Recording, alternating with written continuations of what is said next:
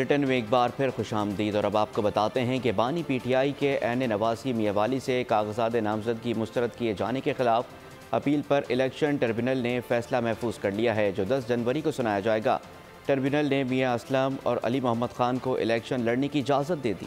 बानी PTI election लड़ सकेंगे या नहीं, फैसला 10 जनवरी को सुनाया जाएगा। इलेक्शन ट्रिब्यूनल ने एन नवासी मियावाली से बानी पीटीआई के कागजात मुस्तरद किए जाने के खिलाफ अपील पर फैसला महफूज कर लिया। पीटीआई की सनम जावेद के एन 119 और 120 से कागजात नामजदगी मुस्तरद करने का आरओ का फैसला बरकरार रखा गया। हम्माद अजहर के एन 129 से कागजात मुस्तरद करने के खिलाफ भी अपील खारिज कर दी गई, जबकि PP 71 से हम्माद अजहर को इलेक्शन लड़ने की इजाजत मिल गई। अली मोहम्मद खान को एन 23 से कागजात मुस्तरद करने के खिलाफ अपील मंजूर कर ली गई। अब वो इस हल्के से इलेक्शन लड़ सकेंगे। तहरीक इंसाफ की ही कंवल शोजब को एन 166 से इलेक्शन लड़ने की इजाजत मिल गई।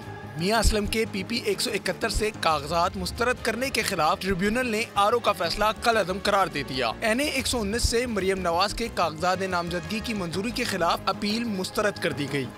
मुस्लिम लीग नून लाहौर में सीट एडजस्टमेंट न करने के फैसले पर डट गई है। लाहौर शहर से अपने उम्मीदवारों की इब्तदाई फहरिस्त तैयार कर ली।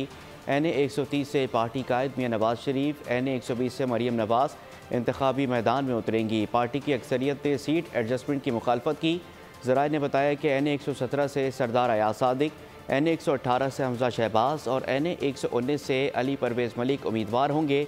122 से ख्वाजा साद रफ़ीक, 123 से शहबाज शरीफ इंतखाब लड़ेंगे। सब्सक्राइब करें और बेल दबाएं ताकि कोई खबर रह न जाए।